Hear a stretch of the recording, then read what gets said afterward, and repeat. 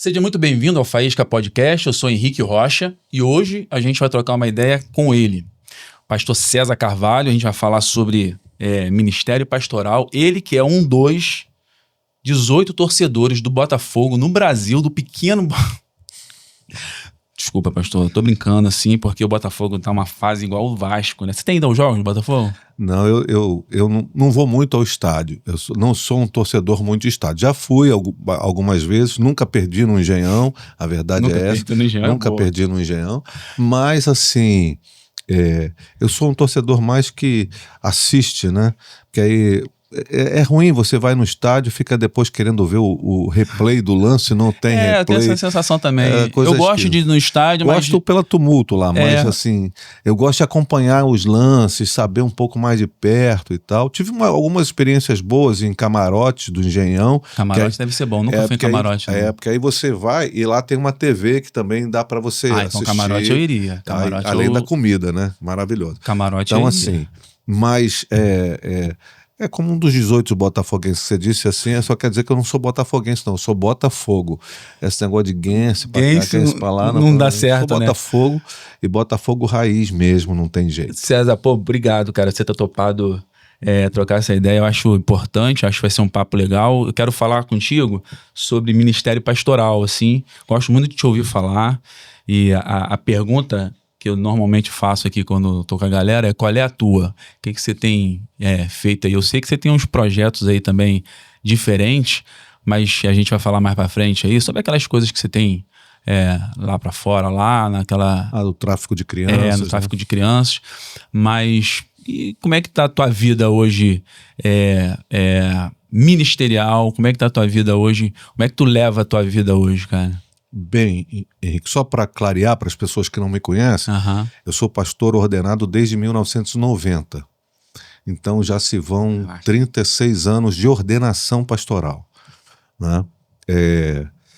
Antes disso, trabalhei na juventude da igreja. Então, em termos ministeriais, eu posso dizer sem medo de ser feliz que eu estou há mais de 40 anos militando no ministério assim, pastoral, ministério da igreja, trabalhando com juventude e com a igreja já há muitos anos. Nossa igreja agora vai fazer em dezembro 25 anos aqui em Jacarepaguá que foi plantada, né? Quando eu me desliguei da minha antiga denominação e vamos fazer 25 anos agora. Daquela igreja lá que tinha no mercado até agora? Até agora. Porque caraca, foi 25 antes. 25 anos já. A gente começou em dezembro. Lá não era... tu não veio pra cá, direto pra lá não, né? Não, foi um processo. Eu comecei a igreja numa garagem. Aí da garagem, em menos de 3 meses, 5 meses, nós passamos ali para Nelson Cardoso, na Taquara, uma rua aqui na Taquara. E ali tinha uns bate-papo durante a semana bacana que você fazia lá. Era um pessoal fazia perguntas. Jovem, exatamente. Era tipo eu ia. Um bate-papo, pegava temas da atualidade, conversava com todo mundo, levava alguns especialistas ou gente que falava bem sobre alguns temas e a gente abria para as perguntas e era uma conversa bacana, uma conversa boa. Dali, ficamos ali 1 ano e pouquinho e fomos lá para o mercado, lá antigo... não vou falar o nome do mercado para não dar ibope, mas assim, era um antigo mercado lá no Tanque, e aí eu ganhei uma propriedade onde eu estou hoje. Só que foi aí que foi nesse período que houve uma transição muito forte da minha vida. Foi em 2012, eu fui a uma conferência de pastores no Egito, onde só pastores da igreja perseguida poderiam falar. Muitos pastores brasileiros do mundo todo, mas só os pastores de igreja perseguida poderiam ter voz para dizer a realidade da igreja perseguida. Deixa eu confessar para você o seguinte, Henrique, eu voltei de lá completamente impactado. Eu ia para o púlpito durante 3 semanas, a minha mulher conta isso com mais detalhes. Eu fui para o púlpito e durante 3 semanas eu subia para pregar e só conseguia chorar. Porque lá, no Cairo, eu tive uma espécie de epifania. Eu olhava para a igreja lá, uma igreja com uma estrutura bem pequena e bem frágil, mas apesar de frágil, muito firme. E eu vi a igreja de Jesus, sabe? Gente do mundo perseguido, do Oriente Médio, do Norte da África, gente de outros lugares do mundo onde o evangelho é perseguido, mas gente com uma fibra, uma firmeza e sem nada, e não precisava de nada. E quando eu olhei para o Ocidente, eu vi uma grande estrutura religiosa, só que só com pequenos fragmentos, nuances da igreja. E eu coloquei no meu coração, eu não quero mais isso para mim. Porque a tua igreja era enorme, né? Minha igreja era, e ela seguia a lógica ocidental. Era uma igreja de eventos, de participações, de levar gente importante, célebre. E eu tinha relação com essa turma por conta da minha carreira profissional. E só que eu falei, eu não quero mais isso. Só que eu não podia chegar e bater na mesa na igreja. Porque não foi um rompimento assim, tipo, vou diminuir a igreja. Não foi, né? Não, foi algo que uma coisa que aconteceu em mim. E aí eu fui deixando isso acontecer e deixando que as pessoas vissem a mudança em mim primeiro. Nesse meio tempo foi quando o governo, na época da Dilma, começou a apresentar certas dificuldades e eu comecei a ver a nuvem de crise vindo na direção do Brasil. E nessa época, vocês têm ideia, eu pagava 30 mil de aluguel lá no Espaço. E eu falei assim, para continuar pagando isso, eu vou ter que continuar fazendo o que eu estou fazendo. Naquela época. 2008, 2007. Um pouquinho depois. Eu saí de lá em 2015. Então, assim, em 2013, mais ou menos, eu falei, para eu continuar conseguindo pagar essa conta, eu vou precisar continuar fazendo o que eu estou fazendo, porque é fazer, vamos dizer, assim, com todo respeito, mas é fazer evento para trazer gente, porque gente traz recurso, aí faz mais evento para trazer mais gente. E fica naquele ciclo, né? Esse ciclo. E aí, como a gente tinha ganhado essa propriedade muito menor, eu fiz uma obra e falei à igreja, irmãos, nós estamos nos mudando.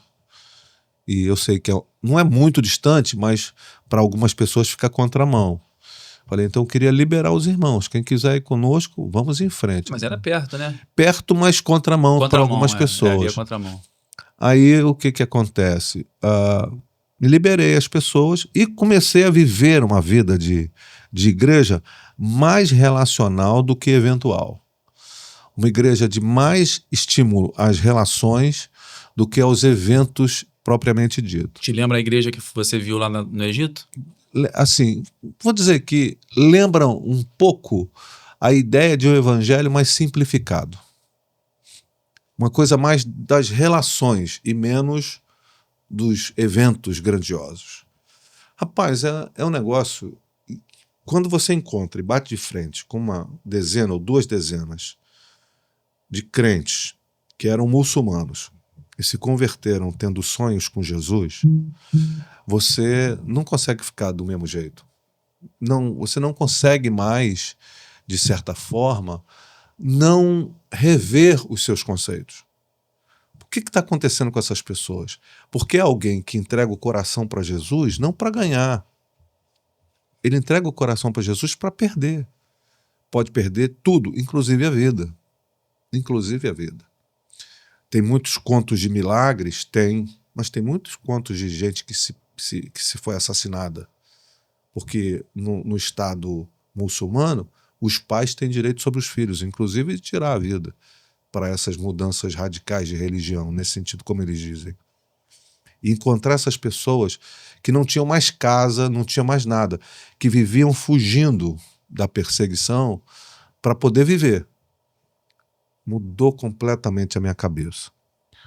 E aí, de lá para cá, a gente vem vivendo a realidade de construir uma consciência de igreja um pouco mais simples, menos eventual, não tem nada contra as outras, não tem nada a ver com outra igreja, tem a ver comigo e com a igreja que eu sou pastor. E a gente vai experimentando isso. As pessoas que vão chegando nessa consciência de uma igreja mais relacional. Então, você teve aquele momento lá, você falou que você trabalhava com jovens antes de ser pastor, ter um ministério e tudo mais.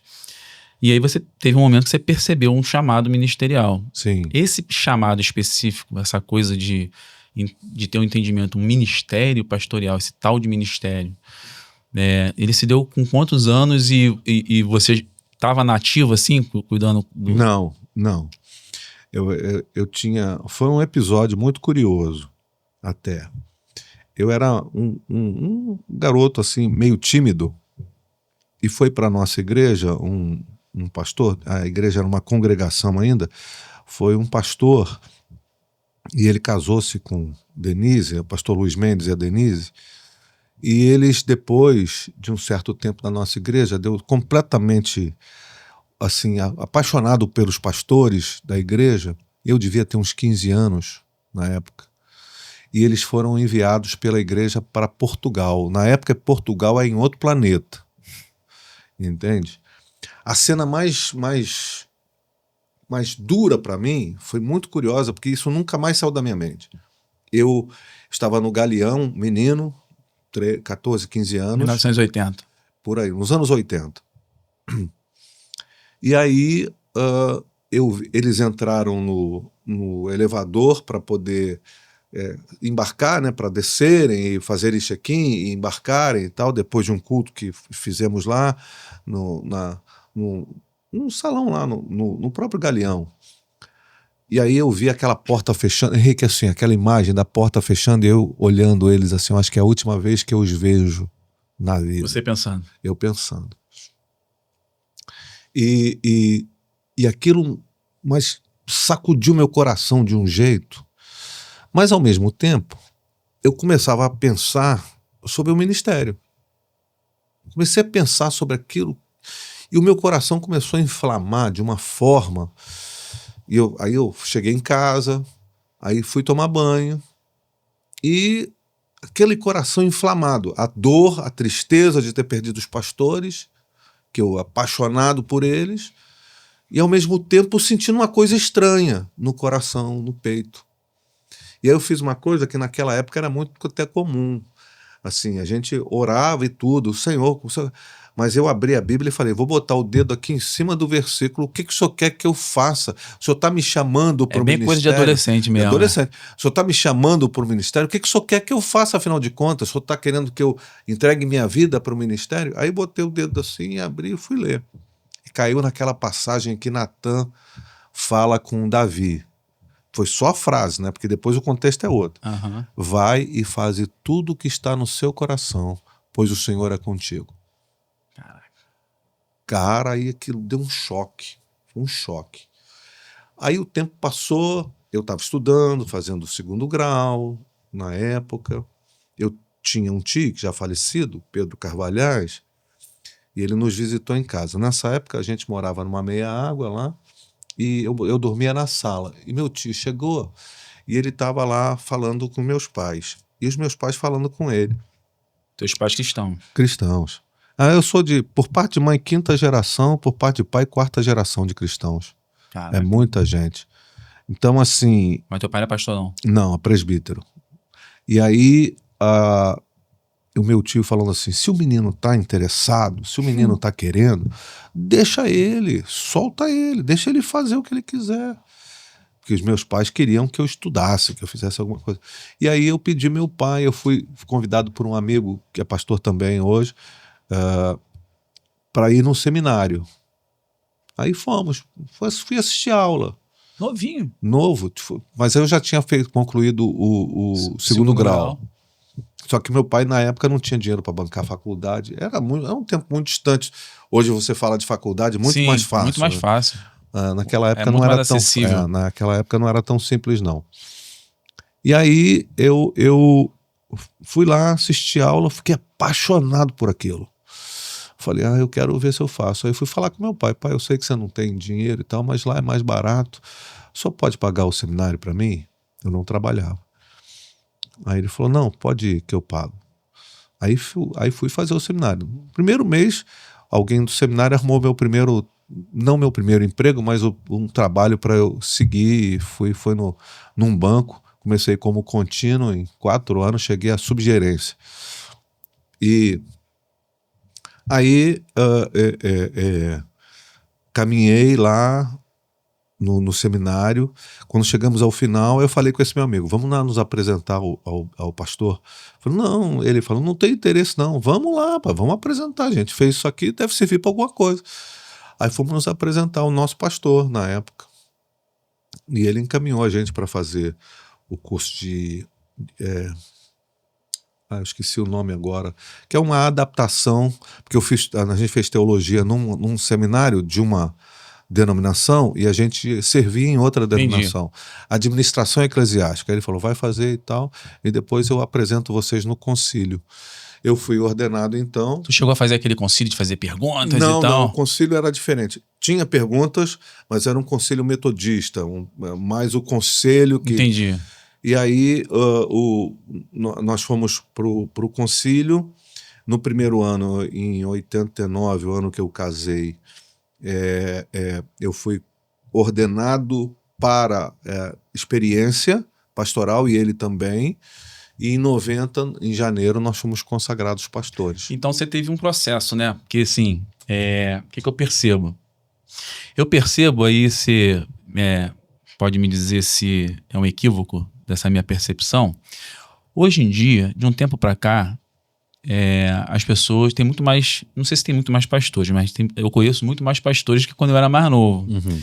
Então essa questão do acesso, talvez, para estudar, para fazer seminário, ou a quantidade de igrejas que se abre e as pessoas acabam consagrando outras, facilitou. Mas hoje em dia, essa questão da quantidade de pastores, até pastores que se auto-intitulam pastores, e também eu não sei se tem algum erro. Já tem até gente vendendo o título de pastor, a carteira de pastor. Então, hoje, mas eu percebo que eu via pastores quando eram ordenados, consagrados, caminhando com outros pastores, vendo as coisas acontecendo, aprendendo na prática, observando.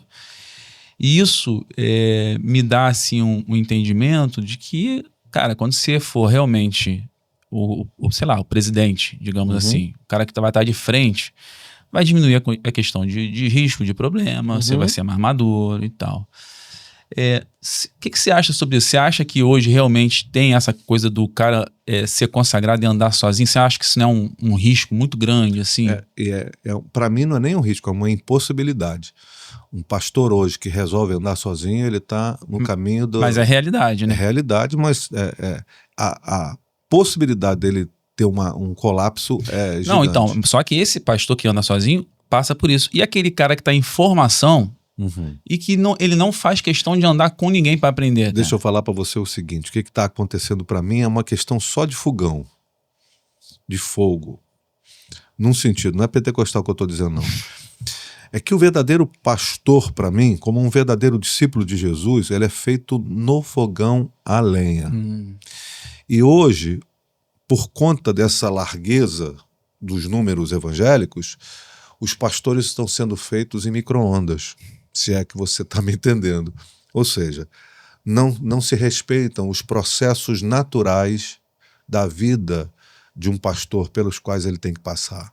Não tem jeito, não tem alternativa. Você não vai formar um pastor na pressa porque tem uma necessidade aqui de colocar o pastor. Você não vai fazer isso. Você vai precisar que aquele pastor... Etapa. Exatamente. Vai precisar que aquele pastor passe por processos para que ele seja aprovado. Mas essa conta chega para as pessoas, né? Aí, não só para eles, mas para as pessoas. Para as pessoas que se submetem a eles. Porque as pessoas estão com o coração ali, cara, entendendo. Exatamente. Que... Mas essa é uma questão do nosso tempo. Você acha que volta? Não sei. As pessoas não fazem as perguntas para mim que deveriam fazer. Eu vou visitar uma igreja, estou procurando uma igreja. Eu acho que a primeira pergunta é: quem é esse pastor? Qual a história dele? Qual é a família dele? Qual é a trajetória dele? O pessoal só está em busca das sensações do culto. E as sensações do culto hoje podem ser fabricadas. Está muito sensorial a coisa, né? Completamente sensorial. E, assim, esse sensorial pode ser fabricado. Completamente. Por música, por iluminação, por uma liturgia, de certa forma, voltada para o entretenimento, mas ao mesmo tempo que toca as emoções. Hoje tem muito de neurociência nesse ambiente. Então, as pessoas deveriam fazer as perguntas mais coerentes. Porque eu tenho um amigo, o Paulo Borges Júnior, que ele diz, olha, os crentes hoje, os crentes mais maduros, já estão muito completos, estão muito tempo com culto bom, podem suportar culto ruim, esperando que o pastor se forme de fato, entendeu? Que seja passado na moenda da experiência ministerial. Mas hoje as pessoas não querem isso. Então é muito importante, quando alguém está buscando uma comunidade de fé, uma família de fé para poder conviver, saber qual é a história desse pastor, de onde ele vem, como é que é a família dele.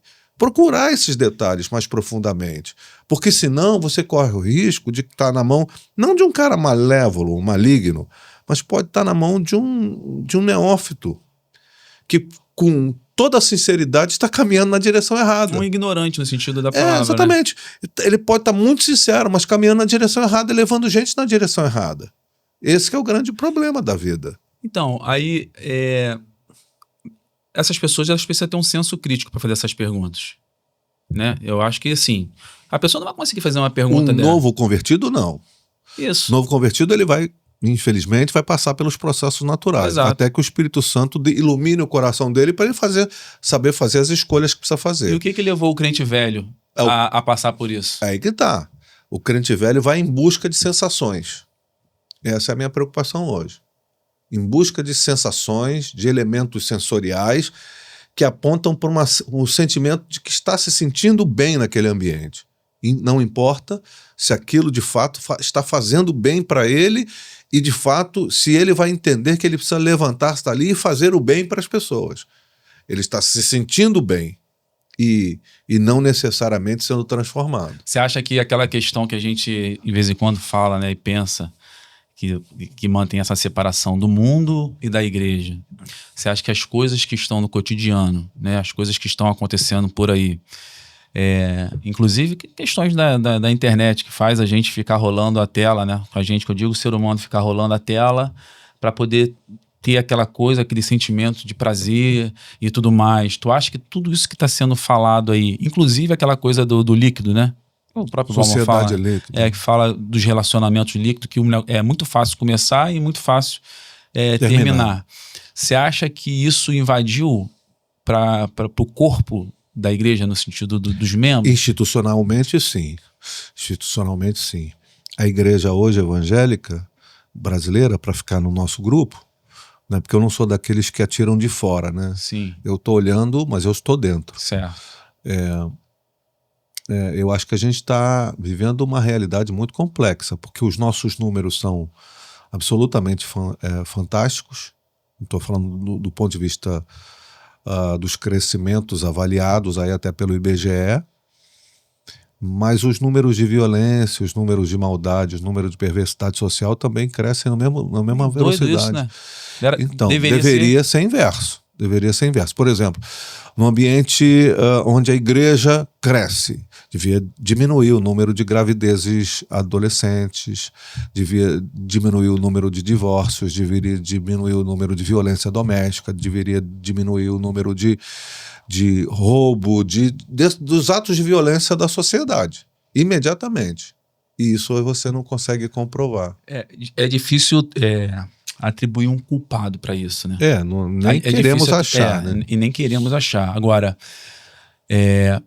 eu sendo realista aqui no sentido de observar do que a gente está falando de ministério, a gente percebe que essa questão do ministério pastoral passa, se a gente pudesse usar a palavra culpa, passa perto da culpa por conta dessa questão de abrir mão. Eu chamaria de responsabilidade. Responsabilidade, pode ser.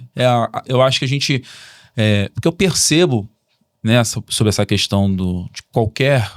Quando eu falo qualquer um, parece que a gente quer se colocar num nível acima, mas na verdade qualquer um pode ser, desde que tenha sido preparado para aquilo ou chamado para aquilo em relação ao ministério.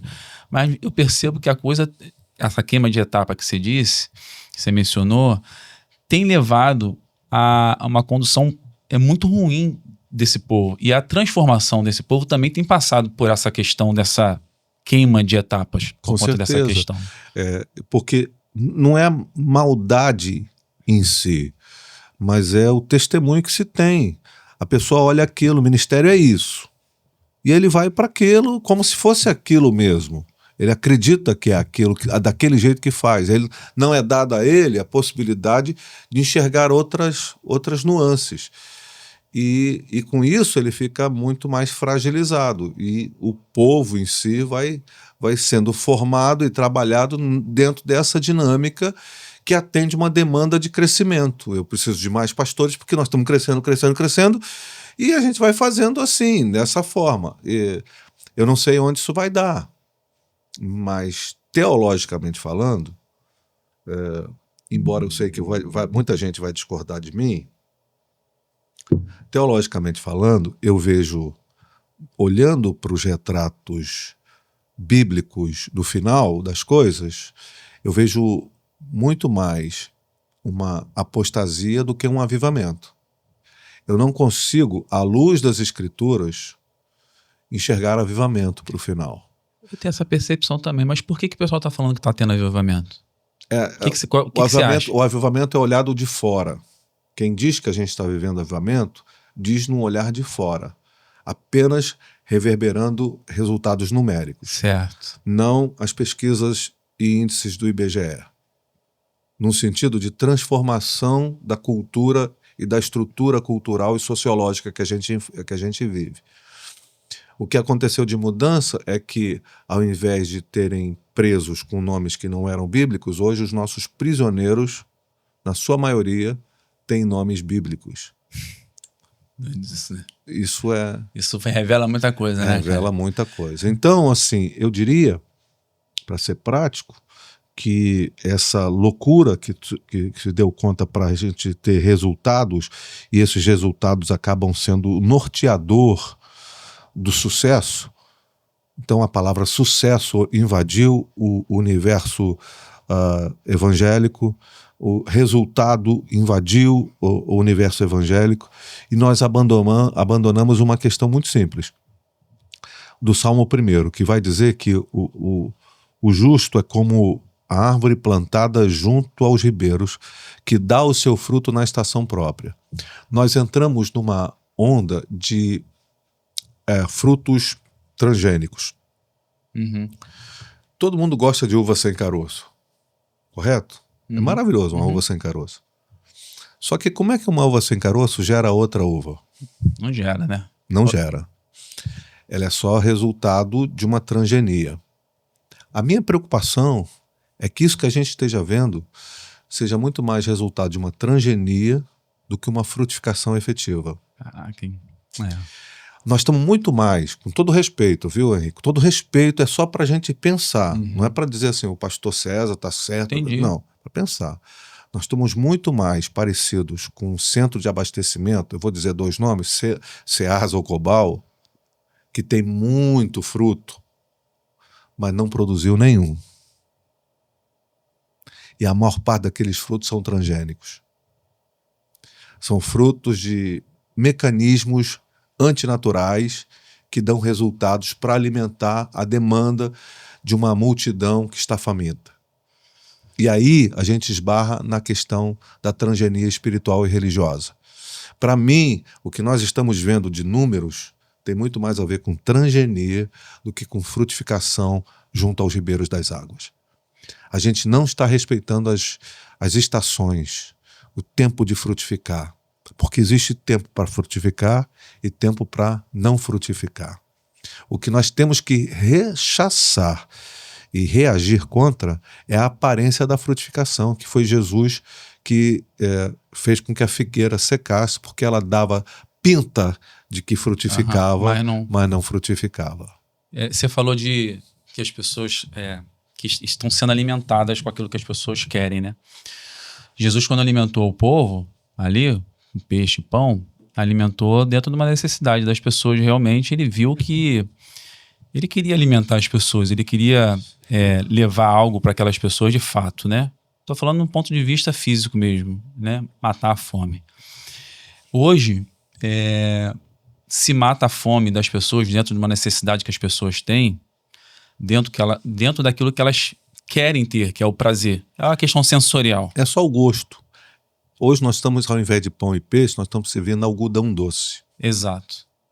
E aí, cara, assim, eu percebo que, pô, a gente não tá, eu não sei, eu preciso me inserir, né? A gente não tá fazendo aquilo por amor às pessoas. Talvez a gente esteja fazendo aquilo por um ego próprio, por prender pessoas. Porque quando eu percebo que Jesus deu comida para as pessoas, ele não estava muito preocupado se as pessoas não seguirem ele naquele sentido de, não, eles vão vir até mim porque eu tenho alimentação, apesar Pelo contrário. Exato. Ele até denuncia isso. Vocês me seguem por conta do pão que perece. Mas ele deu. Ele deu, porque ele sabe, ele, naquele momento específico, e há 2 momentos de multiplicação, ele via a real necessidade daquelas pessoas em termos de alimento. Eu acho que a igreja precisa acordar para o seguinte: é muito importante juntar as pessoas. Ok. O problema é continuar dando algodão doce sistematicamente. O algodão doce passou a ser a sistematização daquilo que eu entrego. Eu não vou melhorar a comida daquelas pessoas.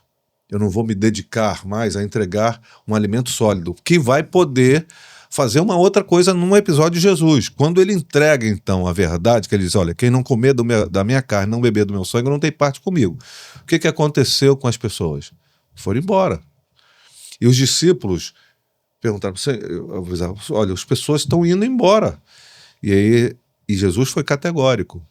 Vocês também querem ir? Jesus não estava atrás de seguidores fanáticos. Ele queria gente que tivesse consciente do que ele estava caminhando. E o caminho dele era um caminho de cruz, um caminho de morte e de perda.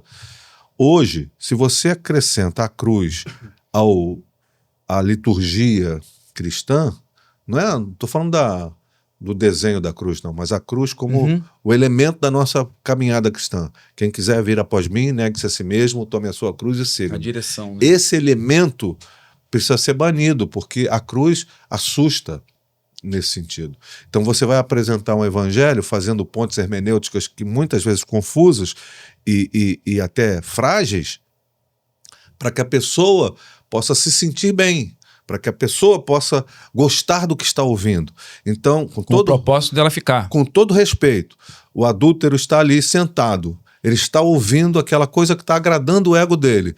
Você é um vencedor, você é um cara maravilhoso, você é o filho amado de Deus, você é um filho querido, você é um filho predileto, você é isso, você vai conquistar, Deus vai abrir porta para você, vai fazer. E não se toca em algum momento que ele precisa largar o adultério e viver uma vida digna com a sua esposa, com a sua família. O que você está falando é que o evangelho genuíno de Jesus, ele traz mudança para a sociedade, né? Exatamente. Ele tem que trazer mudança para a sociedade. Os índices precisam mudar, cara. Isso é muito claro, Num primeiro momento, talvez não, mas olha, como é que você acha que o Império Romano caiu? O Império Romano caiu não porque veio alguém de fora e invadiu. O Império Romano caiu porque ruiu-se por baixo. E quem ruiu? Os discípulos de Cristo. Porque eles começaram a viver de forma tão diferente que eles começaram, o texto de Atos vai dizer que eles caíam nas graças uns dos outros e as pessoas começaram a ver aquilo, tanto que quando Constantino viu que não podia lutar contra aquilo, ele se converte. Ou se convence, né? Exatamente. E aí, logo depois ou antes, vem um outro imperador e transforma o cristianismo em religião oficial. E aí, o que acontece? No mesmo dia, aquele que era um adorador de um outro Deus, um prostituto cultual, agora é um cristão, sem ter nascido de novo. Parece alguma coisa com o que a gente está vendo hoje? É muito igual, né? É muito igual. Assim, quando você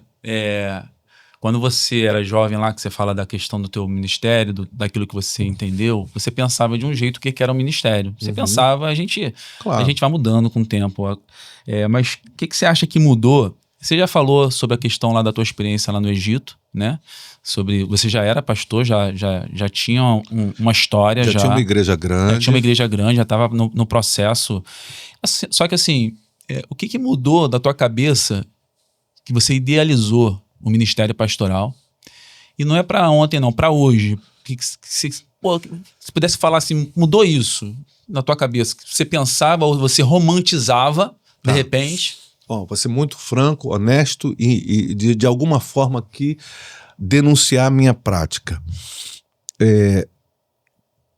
Olhando para os objetivos que eu tinha do ministério, as pessoas eram meios para eu atingir os meus objetivos. Entenda? As pessoas eram meio para eu atingir os meus objetivos. Hoje, as pessoas são o fundamento pelas quais eu vivo. Ou seja, eu não vou buscar que você faça o que eu quero fazer para eu atingir o meu objetivo. Eu preciso saber como é que está o Henrique. Como é que é a vida do Henrique. Como é que você está vivendo a sua vida. Não importa se você vai ficar comigo na caminhada, se você vai me ajudar ou não. Não. A ponto, Henrique, talvez seja o primeiro pastor delivery do Brasil, porque eu fui entregar um casal numa outra igreja.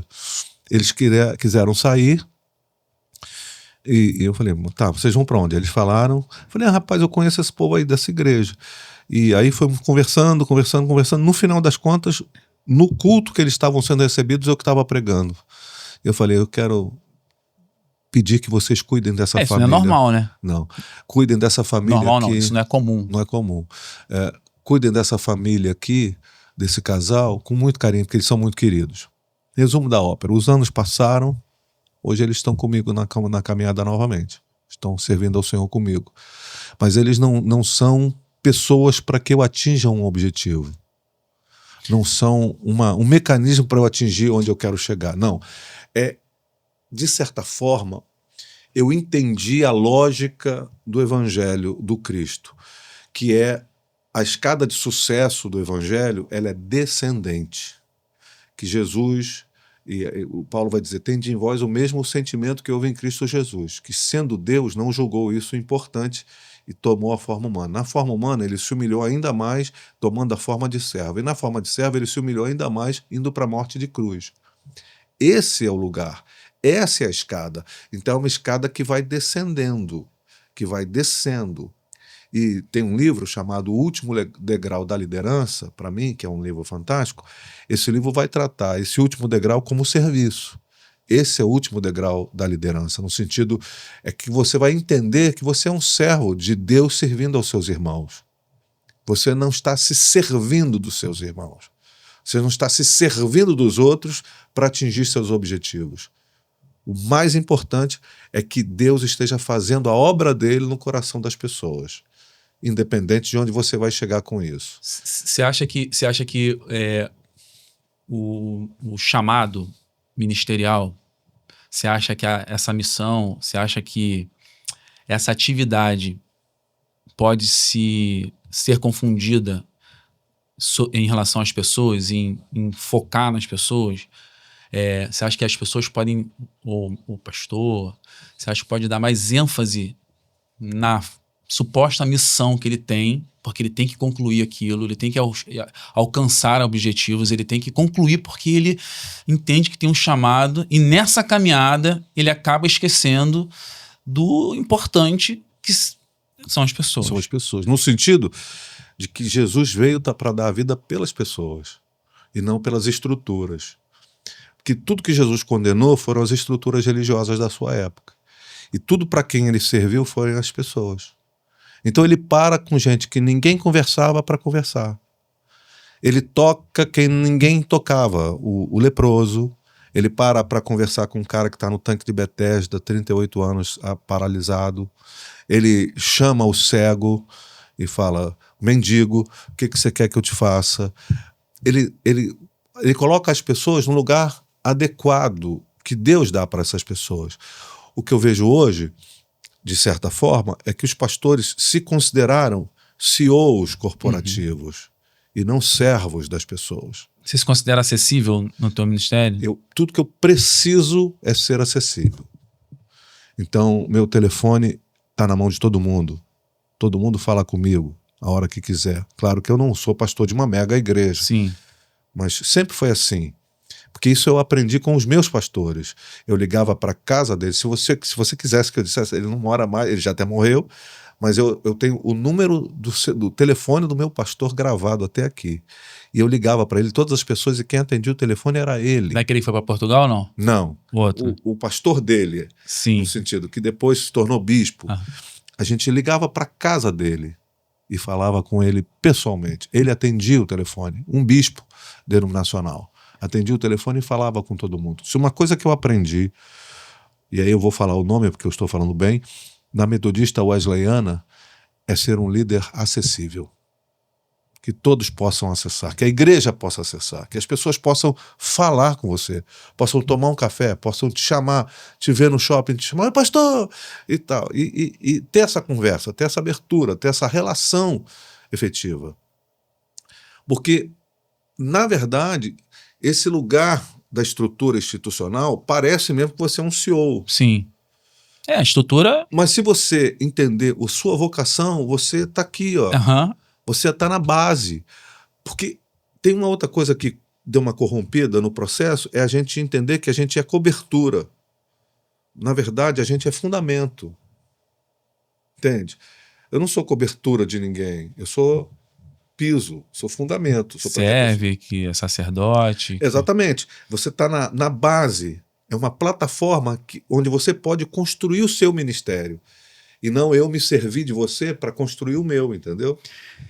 E como é que falando de você assim, que eu acho que é o melhor exemplo, como é que é o teu dia a dia ministerial assim, de fato mesmo, dia a dia? Porque as pessoas às vezes elas têm uma ilusão, achando que o pastor, quando não está pregando ali, ele está num quarto de luz, fechado, orando, recebendo. Como é que é o dia a dia, cara? Eu sou pastor? Um cara muito simples, muito comum, pronto para tomar um cafezinho a qualquer hora do dia.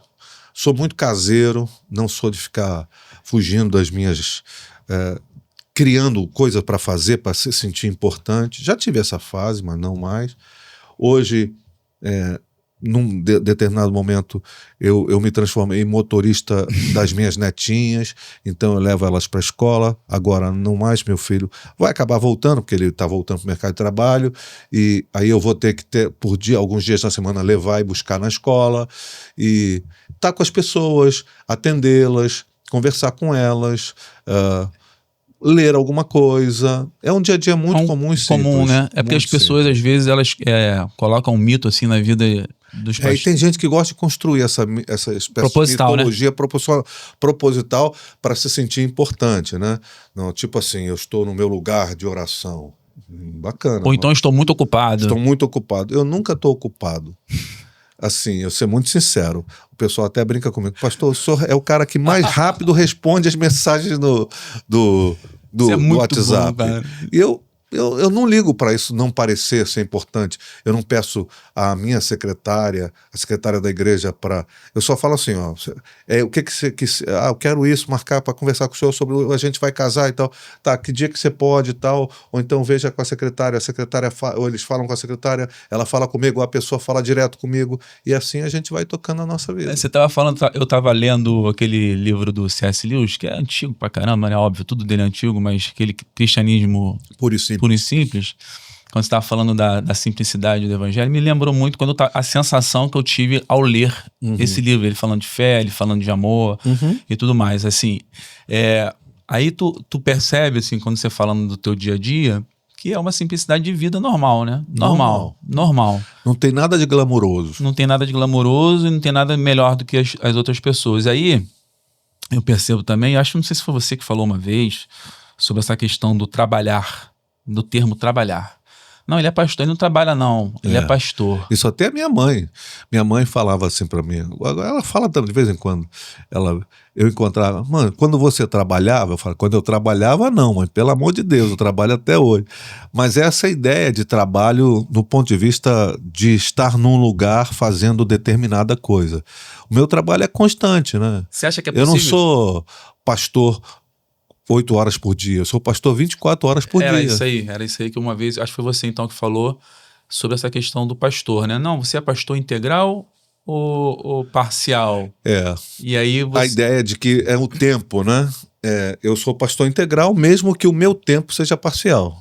Eu posso, por exemplo, na pandemia, eu voltei, uma irmãos da igreja tinha uma empresa e eles precisavam de um consultor financeiro. A minha área de formação também vai nessa área.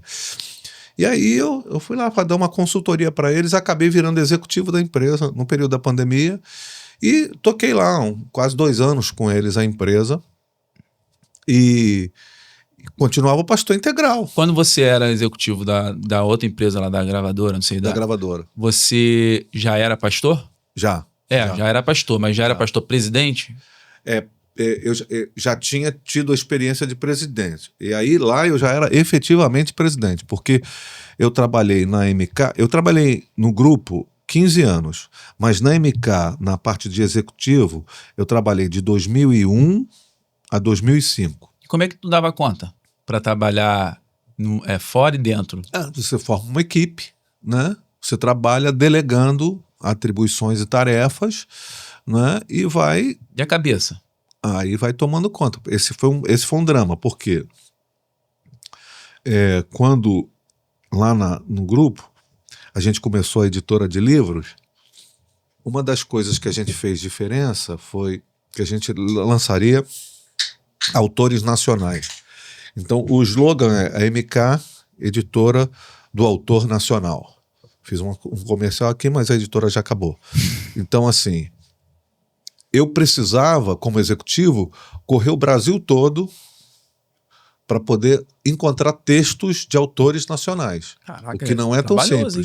Foi trabalhoso, mas a gente lançou autores fantásticos. E não tinha internet? Não tinha nada disso. Era tudo no cuspe e giz, né? Era tudo falando, escrevendo no quadro e falando com as pessoas e conversando. E deu bom isso? Deu certo? Deu bom. Lançamos livros que foram premiados, autores fantásticos, que alguns deles eu sou amigo até hoje. Eu posso citar um aqui, que hoje ele é pastor lá em São Paulo, na Assembleia de Deus de Madureira, o Ministério de Madureira, Alex Cardoso. Para mim, um dos grandes livros que eu lancei, autores que a gente lançou lá, foi ele. O cara escreveu, ele escreve com uma maestria singular. Conheceu ele nessa caminhada? Conheci nessa caminhada. Ele foi apresentar o livro dele, o primeiro livro que ele lançou foi Faça Cada Dia Valer a Pena, Vencendo a Tirania do Mau Humor. E aí eu falei com ele, rapaz, eu sempre esperei, irmãos da Assembleia de Deus vão entender, é uma brincadeira. Eu falei assim, eu sempre esperei um livro que tratasse sobre o mau humor do crente, mas nunca esperei que fosse um assembleiano que escrevesse. Mas assim... Isso é bom. E assim, ele escreve livros fantásticos, e a gente teve privilégio. Só que aí, com isso, a igreja e os meus filhos pequenos começaram a demandar de mim mais um pouco. Foi aí que em 2005 eu chamei na época, deputado Harold, que era o dono da empresa, conversei com ele, falei assim, eu sabia que esse dia podia chegar, eu precisava fazer uma escolha, e você sabe que eu não vou poder escolher outra coisa senão a igreja e minha família. E aí eu preciso sair. Tu estava sentindo isso já, que estava deixando a desejar? Com os meus filhos e com a igreja. E isso você percebia, né? Uhum. Isso você percebeu. Sim, Você não chegou uma demanda para você, não. Tá dando mole aqui, não. Aí, percepção. Como é que essa questão da cabeça, tu chegou a ter alguma, sei lá, burnout, como é que o pessoal fala? Não, nunca tive nada disso. Nesse período de tanto viagem para lá e para cá, ministério? Nunca tive, pelo menos diagnosticado, não. Então, assim, eu tomei essa iniciativa. Hoje, eu converso com os pastores mais jovens e eu oriento um outro trilho. Porque eu acho que para que a gente tenha... Vocês vão precisar entender o que eu vou dizer. Para que a gente tenha autonomia para dizer o que a gente precisa dizer, você não pode ser refém financeiro da igreja. Entende? E hoje eu vejo muitos pastores que gostariam de dizer o que pensam, mas são reféns de uma remuneração. Você acha que isso é um grande desafio hoje? Vou falar da igreja como um todo, mas você acha que isso é o grande desafio hoje que a igreja tem? Ou você acha que a igreja... Eu acho que é um desafio, não sei se é o maior, mas é um desafio do pastor construir uma carreira paralela. Ele não ser refém financeiramente da igreja para que ele possa ter a autonomia para efetivamente falar tudo. Mas se você fala isso há tempos atrás, Ou pode ser só uma sensação minha. Há tempos atrás, seria algo impensável para o pastor ter uma carreira paralela. E até mesmo de se aprofundar em estudos. E alguém vai dizer, mas não, tem que mergulhar e dizer profeticamente o que tem que dizer. Tem que ter autoridade para dizer. Exatamente, eu sei disso. Só que a igreja se transformou. Quando eu falo igreja, eu estou falando institucionalmente. A igreja hoje, ela se transformou numa instituição que ela é muito exigente. E se o pastor não corresponder às demandas dela, eles podem trocar, substituem, como se fosse uma peça. Você acha que está mais hoje do que antes? Também antes tinha, mas hoje está muito mais visível isso. Tá mais fácil de fazer. Mais fácil de fazer. Então, para que o pastor tenha autonomia, porque, entenda bem, o pastor tem uma família. Sim. Que ele precisa dar conta. Assim, não é fácil escola para crianças, não é fácil saúde, não é fácil, as coisas estão caras. E ele quer ter a família dele quer ter uma vida minimamente digna na sociedade. Não estou falando de riqueza, estou falando de uma dignidade mínima. E para que ele faça isso com isenção e autonomia, eu tenho indicado para os mais jovens que eles construam uma carreira paralela. Eles são 100% pastores. Interessante esse direcionamento. Eles são 100% pastores. 100% pastores. Mas são 100% pastores o tempo parcial para a igreja e o parcial para o trabalho, para o trabalho deles desenvolverem. Até para não perder a conexão com a sociedade. Porque tem uma coisa que nos rouba de pastores que a gente chama de tempo integral, é a conexão com a sociedade. A gente começa a não ter a gente tem um discurso, mas o nosso discurso não repercute. Perde o feeling, né? Perde aquele sentimento que tem. Exatamente. Porque, vamos lá, com todo respeito aos pastores, a todo mundo, um pastor que não precisa acordar cedo na segunda-feira para trabalhar, ele não se preocupa com o horário de terminar o culto de domingo à noite. Mas todo mundo ali vai ter que acordar 4, 5 horas da manhã para trabalhar. Se ele tiver que acordar 4, 5 horas da manhã também para trabalhar, num sentido, seja da igreja ou de algum lugar, o que acontece é que ele vai rever algumas coisas que ele pratica. Mas para romper isso é difícil, né? Porque tem que romper interiormente primeiro. E o cara não precisa também para ir para o Egito para romper isso, né? Não precisa. Como você teve essa experiência... A minha experiência foi essa, mas assim... Tá muito claro isso hoje em dia, né? Tá. Sobre essa questão que você falou. Sobre exatamente. Essa sensibilidade que o cara tem que ter, e o cara tá, às vezes, fora do cotidiano. O cara tá inserido na sociedade. Mas o cara, às vezes... Aí ele vira uma espécie de capataz de um senhor muito cruel. Sim. Entendeu? Porque se você não tiver aqui, se você não fizer isso, se você não fizer aquilo, e algumas igrejas até, se você não seguir toda a cartilha, você não vai conseguir chegar em lugar nenhum. Você tá entendendo? E a mudança, aí que entra nessa questão que você falou, que a gente tem que bater na tecla, né? E aí não há mudança, porque você vê, o cara, às vezes, a ovelha, o membro, tem uma vida corrida. Ele sai lá, sei lá, ou da faculdade, ou sai do que ele tem que fazer, ou ele vai para o trabalho e ele chega lá e é cobrado. Ele é cobrado. Ou ele é um gerente e ele é cobrado. E ele entra numa reunião sendo cobrado. E ele sai de lá recebendo mensagem sendo cobrado por número para objetivo, alcançar alguma coisa. E ele chega num lugar onde ele gostaria de ouvir uma palavra até de confronto. Exatamente. Mas aí ele é cobrado. E esse cara vai... cobrado por resultado do mesmo jeito. Assim, que ele fosse cobrado pela palavra, no sentido assim, da sua prática de vida.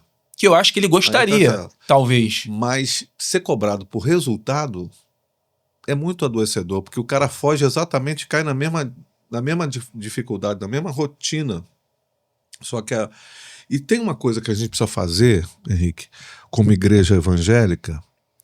As nossas rupturas na reforma protestante foram muito importantes, mas tem uma coisa que a gente ainda é devedor, porque a gente usou a mesma lógica romana para poder fazer a igreja evangélica, que é: se você é bom no que você está fazendo lá fora, venha fazer isso aqui dentro. A igreja romana fez isso durante muito tempo. Ela pegava os melhores profissionais da cidade para construir as suas catedrais. Levavam 100 anos construindo, mas eram os melhores profissionais. Enquanto a catedral ficava absolutamente rica e luxuosa, a cidade ficava pobre. Nós estamos fazendo a mesma lógica. E eu acho que chegou o momento da gente inverter essa lógica. A igreja precisa começar a devolver para a cidade crentes melhores, profissionais melhores. Ou seja, eu preparo as pessoas a partir de conversa, de texto bíblico, de vida com Deus, de oração, de uma vida espiritual de fato relevante, e eu devolvo para a cidade um excelente profissional, um excelente médico, um excelente lixeiro, um excelente padeiro, um excelente boleiro, um excelente tudo para a cidade. Aí a cidade será enriquecida pela igreja, nesse sentido. E assim, na prática, né? Nessa prática, porque você falando um negócio desse pro camarada lá, que é o pastor novo, que precisa ter sua vida profissional direcionada, né, para não ter essa dependência exclusiva da igreja, eu acho fantástico, porque eu nunca ouvia isso antigamente, né? A gente tem alguns pastores que eu percebo que tem. O meu pastor, ele sempre direciona nesse sentido e tal. Tem a cabeça para isso. Agora, sobre a pessoa... Como é que eu posso dizer isso? Os membros em si. Como é que o cara pode não ser dependente de um sujeito? Olha...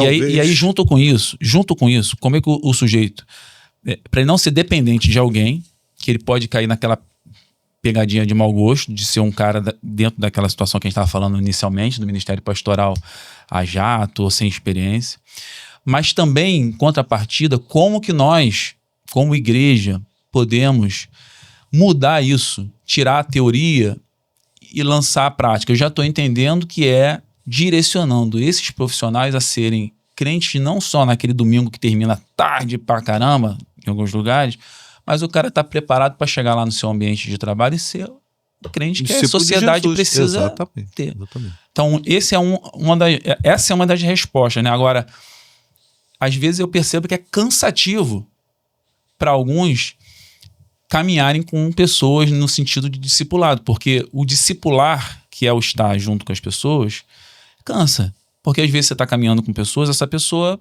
vai vacilar. Eu estou colocando sempre o outro, não estou nem me colocando. Vai vacilar. E nessa vacilação, às vezes, não foi a primeira, nem foi a segunda, não foi a terceira, não foi a quarta. E você está caminhando porque aquela pessoa de fato quer mudar. Você acha que as pessoas estão desistindo muito das outras, muito rápido, ou não? Ou é uma outra situação que está acontecendo e a gente não está conseguindo observar? A gente está desistindo, num sentido mais pragmático disso, dos resultados que as pessoas não dão. Você está entendendo? Não é das pessoas, é porque elas não dão resultado, eu abandono. Entende? Eu tenho uma expectativa e não uma esperança. Ao invés de eu ter uma esperança da vida transformada daquela pessoa, eu tenho uma expectativa que ela faça o que eu quero. E aí, quando ela não cumpre a minha expectativa, eu abandono inclusive a esperança. Caraca, hein? Isso é brabo, hein? É brabo. E é uma dor. É uma dor.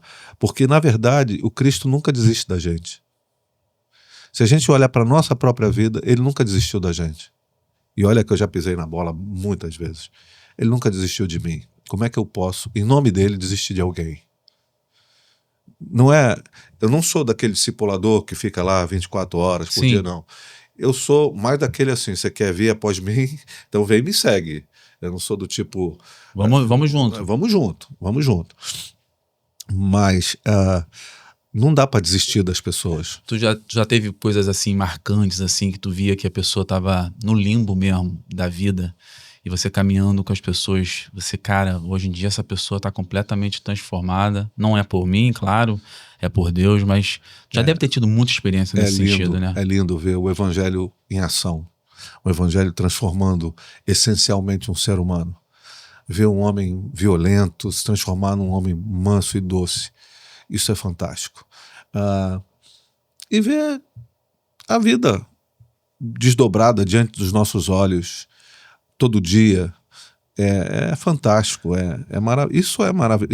Isso é o cerne do evangelho. Isso é crer que o evangelho continua tão poderoso quanto ele foi apresentado na Palestina 2000 anos atrás. O evangelho pode mudar pessoas, transformar pessoas. Não simplesmente pela aceitação intelectual de ser evangélico. E essa é a minha crise. É quando o evangelho entra no coração de alguém, de uma família. Você tem ideia? Meu bisavô, o nome dele, o apelido dele era Chico Chumbo, irmão de Geraldo Bala. Você pede, os caras são mansos, lá de Goiás. Esse cara pega uma Bíblia que a minha tataravó, a sogra dele, compra de um colportor. E era proibido ler. O padre disse que não podia ler. Quem lia ficava maluco. E ela guardou no baú da fazenda. Ele pegou o livro, imediatamente não leu, mas ele foi fazer alguma coisa na roça, na fazenda, aí foi descansar debaixo de uma árvore, e aí essa parte não se sabe se foi um sonho ou uma visão. Aparece um homem e diz para ele, pega o livro e lê. Pouco parecido com a experiência de Santo Agostinho. E aí ele volta para casa, pega o livro, começa a ler e se converte. E a história da minha família muda. Caraca. Muda completamente. Ele pega um pedaço da fazenda, que hoje até pertence à família novamente, que é a Campeira, constrói uma igreja, uma escola. E aí pegam uns amigos e vão a Anápolis, andam 50 dias a cavalo para buscar um pastor. E vai para lá um reverendo americano, reverendo Sala e Dona Sara. E eles então começam a viver a vida cristã.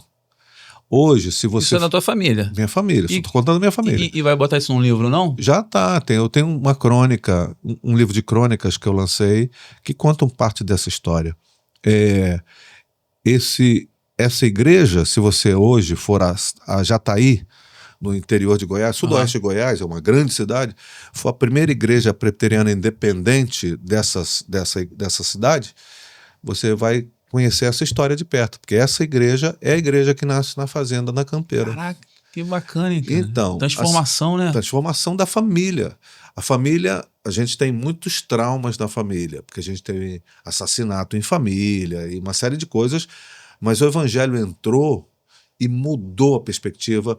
Eu chego lá, em Goiás, meus parentes mais antigos, e eu converso com eles. Alguns dos meus tios que nunca saíram dali, eles conversam sobre os lugares do mundo, porque aprenderam a ler por causa daquela escola que meu bisavô começou. Então, e aprenderam a ler e se apaixonaram pela leitura. Tudo isso foi o evangelho que deu. O evangelho que entregou. O evangelho que encaminhou esse processo. Que é transformador de fato, isso, né? Aí, mas isso é a minha história, mas é a história de milhares de pessoas no Brasil e no mundo. O evangelho, quando entra, transforma tudo. Então, eu não posso deixar de falar contigo sobre assim, uma situação que você falou lá no início sobre o pastor não andar sozinho. Isso. Que é inconcebível, né? Acho que foi o termo que você usou, não sei. Porque tem as questões espirituais, tem as questões também emocionais, mentais, enfim. Tem uma série de situações que o pastor passa, que o ser humano passa. E aí, nessa tua caminhada, e eu já percebi que você tem muita preocupação com pessoas e tem preocupação também com pastores. Né? Por mais que você não assuma uma liderança, não queira assumir uma liderança sobre pastores e tudo mais, muito pelo contrário, você está sempre querendo estar ao lado e servindo, ajudando naquilo que você pode. Isso eu já vi, eu vejo. Como é que tu vê essa questão dos pastores? Eu lembro que há alguns anos atrás, eu não vou saber números, mas tinha um índice muito grande de pastores se suicidando. Hoje, esse principalmente pensamento. Porque elas estão sozinhas. Exato. O suicídio pastoral é uma realidade da solidão pastoral. Caminha paralelo. Hoje, o que eu não acredito é exatamente numa espécie de formação de uma estrutura que dê suporte. O que eu creio é em mutualidade. Então eu creio muito menos em uma estrutura sistematizada, hierarquizada. Eu creio mais... para dar esse suporte. Para dar esse suporte. Eu creio muito mais em mutualidade. Tá junto. A gente tem 2 encontros. Toda quinta-feira eu estou encontrando com pastores. seja aqui em Jacarepaguá, seja na Baixada Fluminense. A da Baixada Fluminense tem quase 10 anos que a gente faz isso. Toda quinta-feira, de 15 em 15 dias. Eu falo toda quinta-feira porque de 15 em 15 dias, ou eu tô lá, ou eu tô aqui.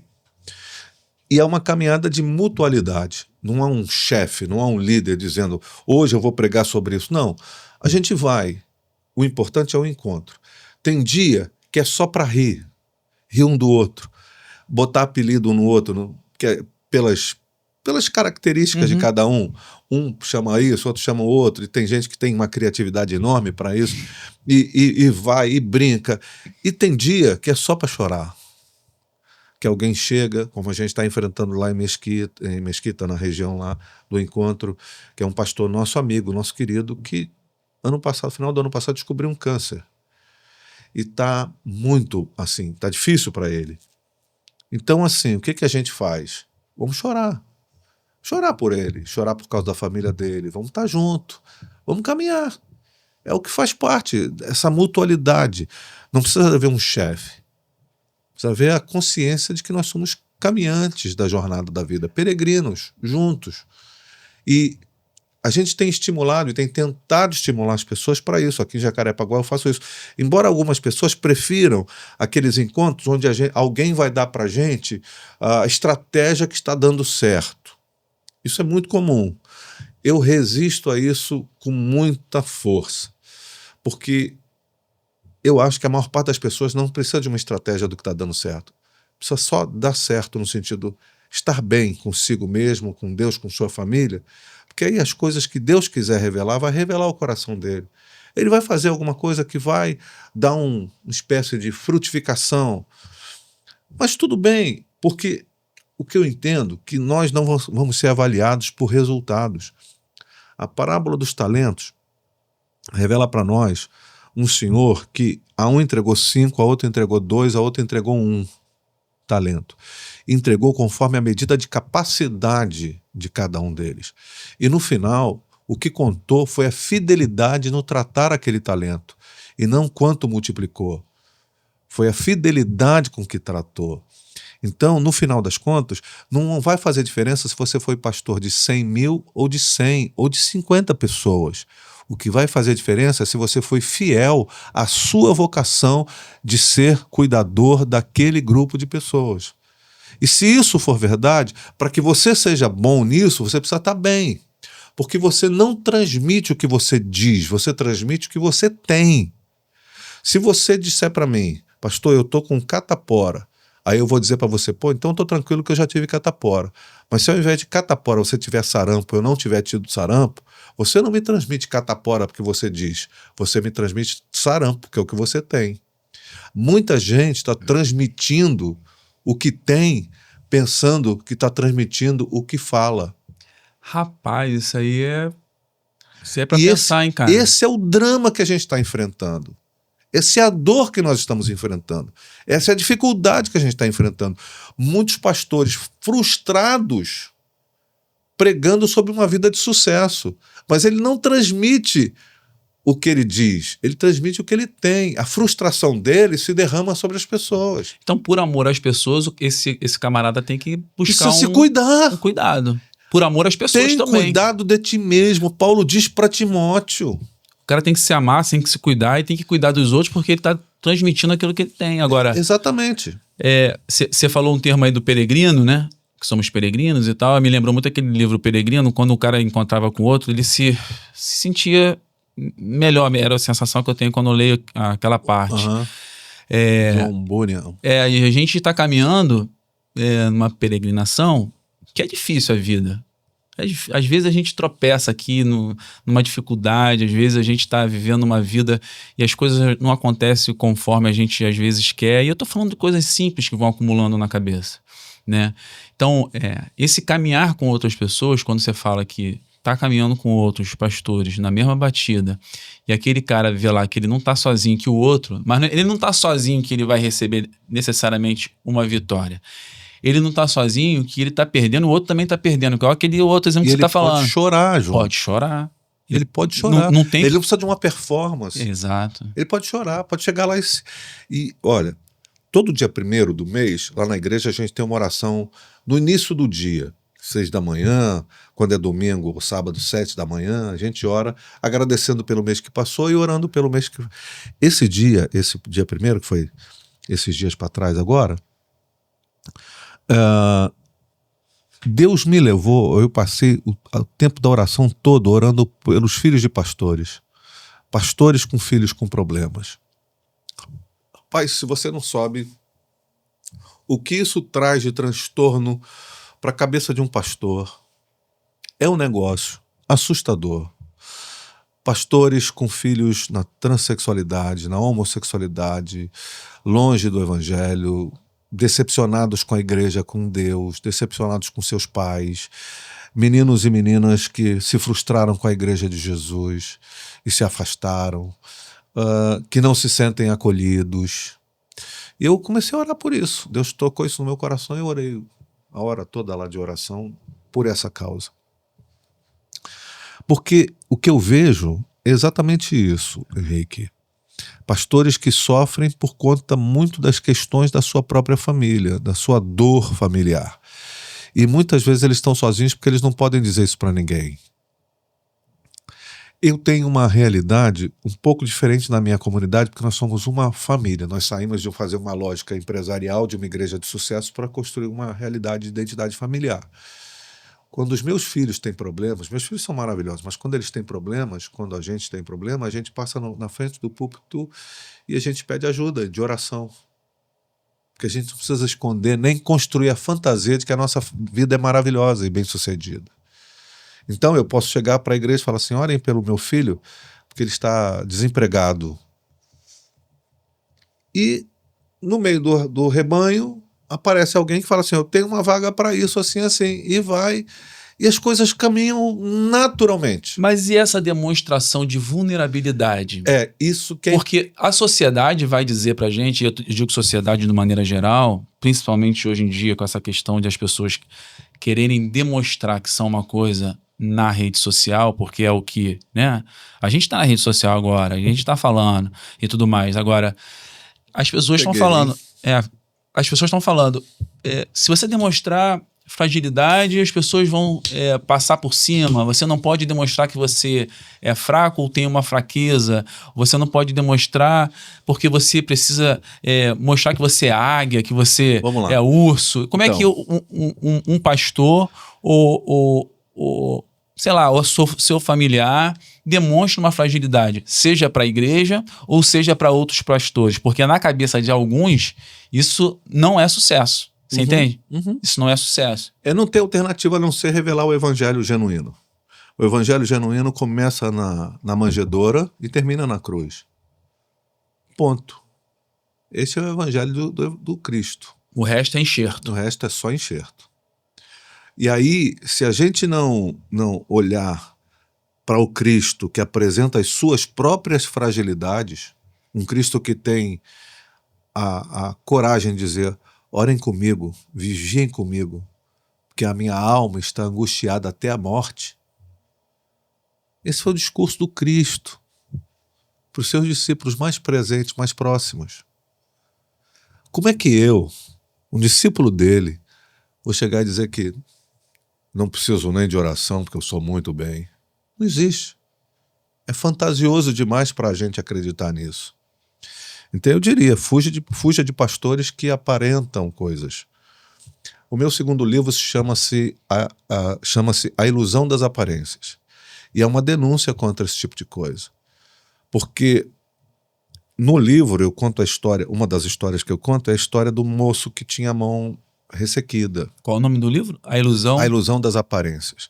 Talvez possa se encontrar, eu acho que no mundo digital, no universo digital, ele está disponibilizado. Esse livro, e numa das partes dele, é um livro bem fininho, eu digo que aquele moço que tinha a mão ressequida, e Jesus estava na sinagoga naquele dia, a Bíblia diz que Jesus chama esse moço para o meio. E alguns textos mais antigos vão dizer que à medida que o moço estendia a mão para Jesus, ou seja, mostrava o seu defeito, aquele que ele tentou esconder, Enquanto ele aproximava o defeito de Jesus, a sua mão foi ficando curada. Isso quer dizer para mim que se eu insistir em manter os meus defeitos só para mim, eu vou continuar com eles. Mas à medida que eu os apresento, eles são transformados. A lógica do Evangelho é uma lógica completamente antagônica aos padrões empresariais, corporativos desse nosso tempo, onde você não pode apresentar fragilidade. A lógica do Evangelho é apresentar fragilidade para que a sua fragilidade se transforme em força. Paulo, por 3 vezes orei para que Deus me livrasse do espinho da carne. E o Senhor me respondeu, a minha graça te basta, porque o meu poder se aperfeiçoa na fraqueza. Pelo que Paulo toma uma decisão, pelo que me gloriarei nos meus açoites, nas minhas fraquezas, nas minhas dores, porque sei que cada vez, quando eu me pareço mais fraco, eu estou mais forte.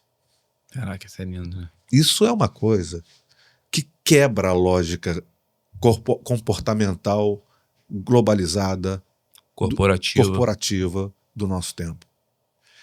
E, infelizmente, a igreja está entrando numa vibe, para dizer uma palavra contemporânea, de esconder defeito. Esconder defeito. Esconder defeito para aparentar para a sociedade que ela é uma organização perfeita. A sociedade não aguenta essa perfeição de fake. A sociedade não é burra, né? Não é burra. Tanto que eles rechaçam a igreja. Olhando pesquisas mais recentes, o índice de credibilidade dos pastores está junto com o de políticos. Meu Deus, gente. Meu Deus. Porque a sociedade não aguenta esse tipo de fake produzida por megalomaníacos, homens que parecem super-homens, mas que na verdade têm pé de barro. Não precisamos disso. Nós precisamos revelar quem de fato nós somos. Homens, pecadores, transformados pelo Evangelho do Cristo. Porque para mim, Henrique, o maior drama que a gente está enfrentando é que boa parte do que chama-se evangélico ou evangelicalismo no Brasil é formado por gente que não nasceu de novo, mas está iludida com a salvação. E não há salvação para quem está iludido com ela. Porque se eu encontro um perdido consciente, para ele eu posso apresentar um evangelho de transformação. Mas se eu encontro um iludido com a salvação, ele não precisa ser salvo. Ele está salvo. Ele sabe as músicas, ele sabe alguns versículos decorados, ele até vai ao culto. E alguns são até mais, porque são ofertantes dizimistas. E agora não só ofertantes dizimistas, são investidores do reino de Deus. Ou seja, quanto custa para abrir uma igreja? Eu vou botar minha parte aqui, depois você me devolve com algum tipo de juros. Essa é a loucura que a gente está vivendo. Como se salva uma geração que acha que está salva? Porque é muito mais fácil ou lógico, alguém que sabe que está perdido aceitar a salvação. Alguém se perde na Floresta da Tijuca. Ele ouve um grito, passa 3 dias lá perdido, sem água, sem comer, sem nada, comendo raiz, bebendo água de poça. Aí ele escuta um grito, alô, fulano. Ele vai responder imediatamente, eu estou aqui, me ajuda pelo amor de Deus, porque ele tem consciência de que está perdido. Mas se ele achar que está salvo, vai morrer seco. Porque não tem salvação para quem acha que está salvo. Você já... É óbvio, a gente não vai tratar de pessoal, nome, essas coisas, mas você já teve esse papo assim, de aberto, já teve a possibilidade de conversar assim, diretamente. E eu não vou falar com um crente, vou falar com algum colega de ministério sobre isso, que de repente estava vivendo exatamente isso. Já teve a oportunidade? Já tive a oportunidade de conversar com muita gente, só que assim... A lógica que eu estou usando com você aqui, que eu estou conversando, que é a realidade do meu cotidiano, não é palatável, não é agradável. Entendi. Nem todo mundo quer ouvir o que eu estou dizendo aqui para você e para as pessoas que vão participar. Entendi. Eu já ouvi, inclusive, dizer que de amigos que não me chamam mais para pregar porque eu sou muito duro. Porque eles querem alguma coisa que seja mais para a pessoa se sentir bem. E quando eu chego, eu não vou dizer essas coisas todas numa pregação, mas eu vou dizer essencialmente o que eu tenho de Deus para repartir com essa geração. E o que eu tenho para repartir com essa geração tem a ver com quem eu sou e o que eu estou vivendo e com essas coisas. Então eu vou dizer a verdade. E que é a simplicidade transformadora, né? É uma simplicidade, são as boas novas que vêm através de uma simplicidade, mas que é uma dinamite, é uma explosão na vida das pessoas. Só que eu diria a você o seguinte, nem todo mundo está querendo ouvir isso. Mas eu também não tenho compromisso com o que as pessoas querem ouvir. Se elas me chamam para falar, eu vou dizer. Agora, boa parte dos meus amigos, de algumas pessoas que eu conheço, de alguns pastores, não está disposto a ouvir. E aí é só dar uma descartada no César, ele está meio fora do eixo. Ruim isso, né? E o que te levou assim a praticar isso?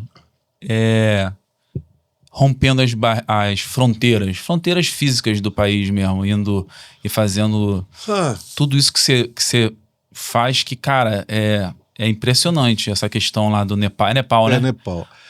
No Nepal... Como é que foi isso, na verdade? No Nepal foi o seguinte, há 4, 5 anos atrás, eu e minha esposa estávamos no casamento de uma sobrinha de coração lá na Flórida. E aí, 2 amigos meus pastores estavam conversando sobre a temática do Nepal, um deles tinha sido chamado para ir lá, e tentando falar com o outro para ir junto. E eu comecei a ouvir a história do drama. São dados da Unicef, 10 a 12 mil crianças traficadas por ano, uma situação dramática, e uma das moças que foi traficada, resgatada e restaurada pelo Evangelho, estava inaugurando uma escola nas montanhas. E eles queriam que fosse lá para conhecer, não é só mandar oferta, é conhecer o processo. E aí, eu ouvindo aquilo incendiou meu coração de uma forma que ele não estava falando comigo. Eu era um pastor do Brasil, ali na Flórida, embora amigos. Até que eu falei para esse meu amigo, eu falei, cara, eu posso ir com você? E aí eu falei com a minha esposa, que estava também ouvindo, e Deus falou conosco. Porque foi muito sério. Deus falou muito forte ao nosso coração. Não era uma questão da gente estar...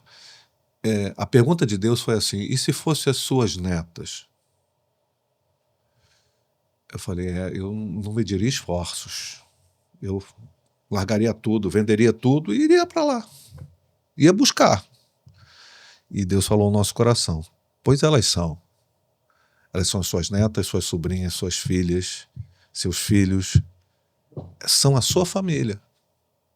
Porque é a minha família. E aí, cara, nós na época nós vendemos carro, nós fizemos alguma coisa e eu me mandei para lá. Tu foi lá pro Nepal junto com esse... junto com esse pastor. Eu saí daqui, fui até Miami, depois de lá de Miami a gente viajou para Dubai para Katmandu, horas e horas de voo e tal. Chegando lá, conhecer aquele povo. E é um lugar difícil? Muito difícil, muito difícil. Onde está a Anjali, acho que 3.000 metros de altura acima do nível do mar. Nas montanhas, de dificuldade total. Quantos metros? 3.000 metros, assim. E assim... E o acesso a essa montanha? Quanto tempo subindo? 4x4, só Jeep 4x4 subindo. Estrada perigosa? Ribanceira, aquela coisa que a gente vê em filme e tal. Hoje está um pouco melhor, mas... Quando chove, as monções, aí vai destruindo tudo de novo. E a insegurança, assim, de pessoas, assim, vendo que vocês estão entrando ali? Sim, não, a gente não é um país que eu diria assim, inseguro, de certa forma.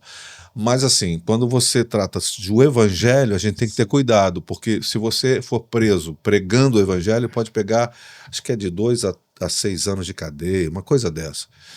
Bíblia não pode entrar. Hein? Bíblia não pode entrar. Não, eles têm Bíblia lá. Tem? Tem. Porque você é a lógica de alguns países, né? Você pode ser cristão, você não pode fazer prosélitos. Ah, ok. Entendeu? Entendi. Então, aí lá eu conheci 2 heróis da fé do nosso tempo, Rose e Silvio. Os caras foram para o Nepal para ficar 2 anos, estão há 25. 2 brasileiros. Rose até saiu num programa do Fantástico. Então, essa atividade lá, esse trabalho que é feito é pela Rose e pelo Silvio? No início, sim. Esse inicial, sim. Essa menina que foi, Foi resgatada. por eles. Foi por eles? Não resgatada. O resgate é uma outra plataforma. É outra coisa? Resgate é uma outra plataforma. Não sei se você chegou a ver o filme O Som da Liberdade. Sim. Ali trata exclusivamente do resgate, porque envolve polícias federais, envolve exército, envolve outras coisas, porque é uma estrutura mafiosa que participa desse tráfico de gente. Não é só ela pegar, né? Tem todo um trabalho... Como é que sai, como é que vai. É triste demais. Muito. É muito triste. Mas, na segunda vez que fui, a gente ficou lá 7 dias no Nepal. Em 7 dias, 7 crianças foram resgatadas de bordéis na própria Katmandu. Fora os que vão para fora. Você fala de crianças é o quê? Quantos anos, assim? 9 anos, 8 anos, 10 anos. Mesmo, Crianças. Lá, o Silvio e Rose tem 6 ou 7 casas de acolhimento. Henrique, é inesquecível quando você chega numa dessas casas e as crianças pegam na nossa mão: tio, vem ver o meu quarto, vem ver aqui onde eu fico, vem ver as minhas coisas, porque eles não tinham nada, pobreza muito grande. E essas crianças foram abusadas? Foram abusadas, foram traficadas, algumas delas na própria região, outras para fora do país. E aí elas vêm e tal. Aí, como eles são ensinados no Evangelho, depois a gente se reúne na sala, aí eles falam assim: tio, a gente pode orar por vocês? Aí, cara, aí é o suplício, porque você ajoelha, aquelas mãozinhas desse tamanho na nossa cabeça, assim, e orando na língua deles. Cara. Meu Deus, é inesquecível. Inesquecível. Anjali foi uma dessas meninas. Foi traficada, feita prostituta, morou no bordel, foi resgatada nesse sistema difícil, foi levada para lá. E aí Silvio e Rose, que tem um grupo enorme de moças e moços que foram resgatados. E hoje são médicos, são dentistas, são pedagogos, são gente da sociedade. Eles apresentaram o Evangelho mudou a vida dessa... Eu vou falar da Anjali. Mudou. Pra vocês terem ideia, Anjali tinha 6 anos e o irmão dela 7, ou o inverso. O pai dela morreu. E passado algum tempo, a mãe ia casar com outro homem que não queria as crianças. A mãe dela botou eles para dormir e quando eles acordaram de manhã não tinha mais ninguém. A mãe foi embora. E aquelas 2 crianças de 6 e 7 anos perambularam pelo mato, comendo as coisas, alguém começava a dar um resto, eles brincavam com as crianças. Exatamente. E aí alguém começou a se aproximar, aí abusaram dela e tal, até que um parente botou ela na fita de tráfico, com a expressão de que ela teria uma família que ia ajudar. Vendeu uma ilusão para criança. E ela foi e virou prostituta. Resgatado, o Evangelho entrou no coração dela. E ela então, depois de restabelecida, ela olha para a vida e fala assim: o que eu vou fazer? Eu quero cumprir o sonho do meu pai, ter uma escola nas montanhas para impedir que outras situações dessa nasçam. Um casal de brasileiros, outro casal, João e Tânia Petrecelli, missionários presbiterianos, resolveram abraçar essa causa. E na Nova Zelândia, eles andaram de bicicleta, a Nova Zelândia toda trocando quilômetros por dólares pelos canais de internet. A escola está lá funcionando. Hoje tem 200 crianças nas montanhas, fora a escola da capital, que é lá do Meninas dos Olhos de Deus. E quando eu fui lá a primeira vez, ela pediu: construam para mim um alojamento, porque as crianças desistem, elas vêm de longe e no inverno elas desistem, porque é muito longe, Mesmo difícil, na montanha, as crianças vão de longe para a de escola. longe para a escola. E todo mundo na montanha, né? E aí a gente construiu um alojamento de 3 andares lá nas montanhas. Hoje a vida de Anjali é outra, ela casou-se, tem um filho e está grávida do segundo. A escola com 200 crianças que dá 3 refeições por dia, material, roupa, e essas crianças estão protegidas do tráfico. Porque o traficante não é um sequestrador. Ele chega lá e vende uma ideia de que aquela criança não tem futuro ali. Não tem educação, não tem nada.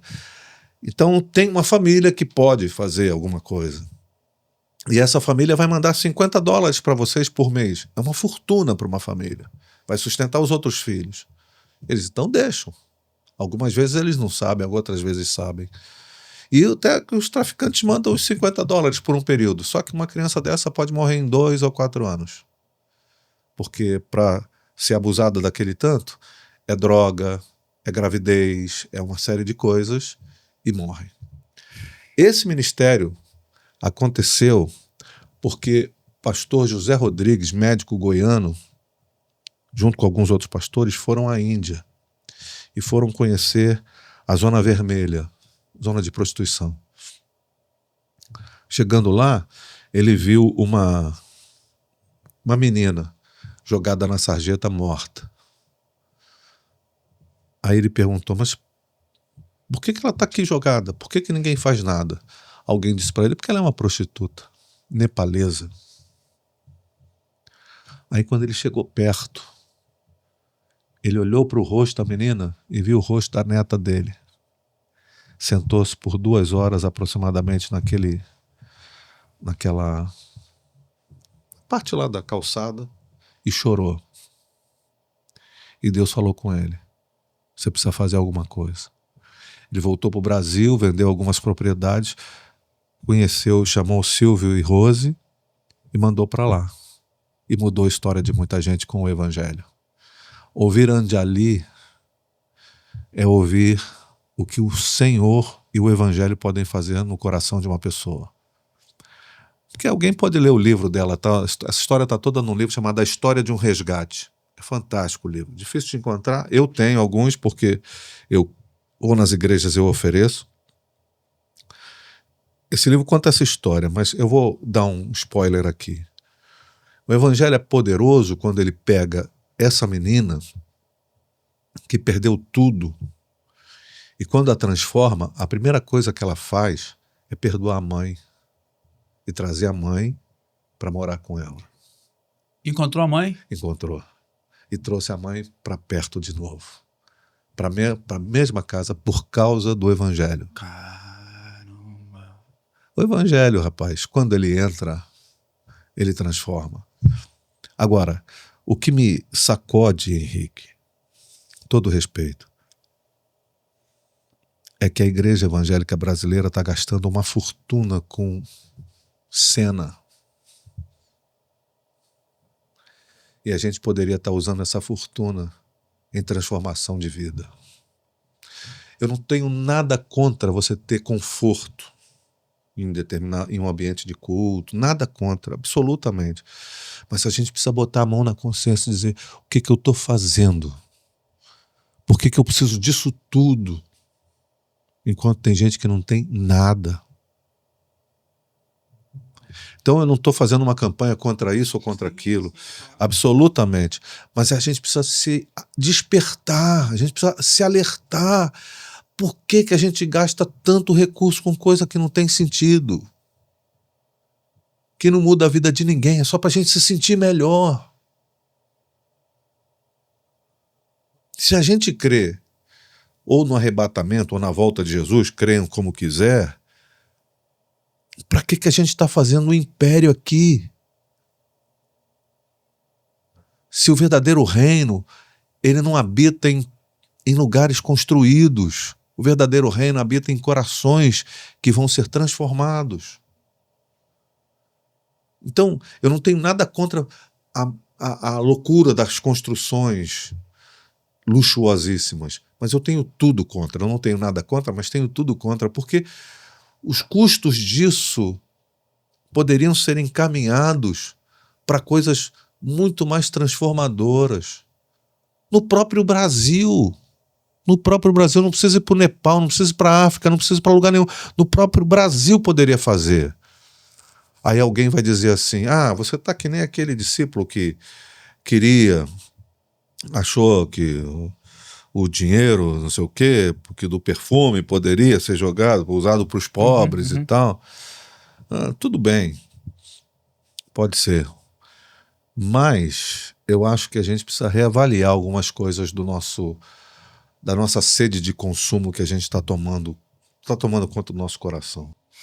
Às vezes a gente fala naqueles termos, não, a gente tem que fazer aquilo que está dando certo, né? Realizar em nossas comunidades aquilo que dá certo, abandonar aquilo que não dá certo. Assim, tem aquela máxima, né, que a gente começa a pensar filosoficamente, o que é dar certo? E assim, necessariamente a igreja que está mais vazia do que a outra é a que está dando errado?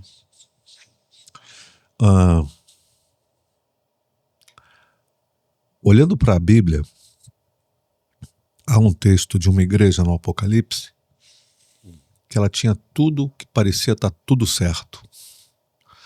Mas do lado de fora, Jesus está batendo a porta, dizendo, eis que eu estou à porta e bato. Aquele que ouvir a minha voz e abrir a porta, eu entrarei e cearei com ele. Era uma igreja poderosa, riquíssima, mas que Jesus não estava dentro. Para mim, pouco importa se a igreja tem muita gente ou pouca gente, desde que Jesus esteja ali como Senhor. O que eu acho, Henrique, é que nem tudo que dá certo está certo. E muitas vezes o que está dando certo está errado. E aí é dramático. Porque dar certo estando errado é a pior das equações. Porque leva a gente para um fracasso parecendo que está levando a gente para o lugar certo. Porque o nosso grande problema, Henrique, é ter consciência da nossa direção. Há uma coisa que está muito louca na nossa sociedade, e não é só entre os crentes, é a questão da pressa. Nós estamos muito apressados em que as coisas se resolvam e que aconteçam muito rapidamente. Então a gente vai sem prestar atenção. E aí numa dessas a gente pode ocorrer ou incorrer num erro que é muito sério e grave. Vamos dizer que eu esteja em Resende. Você conhece bem Resende. E eu esteja em Resende planejando ir para São Paulo. Tem a Dutra. Aí eu pego um bom carro, vamos botar uma Ferrari, pode ser uma Ferrari? Pode. Ferrari.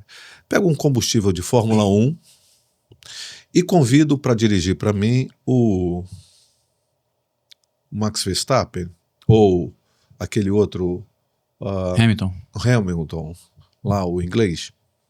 Eu preciso chegar rápido em São Paulo. Ferrari, combustível de Fórmula 1 e um piloto de excelente qualidade. Só que por um descuido, quando a gente pega a Dutra, a gente vai pegar na direção de São Paulo, a gente pega na direção do Rio. Quanto melhor for o carro, quanto melhor o combustível e quanto melhor o piloto e mais rápido ele for, mais longe eu estou do meu objetivo.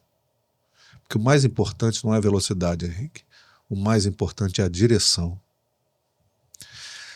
E hoje, se a gente perder a direção, a gente pode estar acelerando para a direção errada.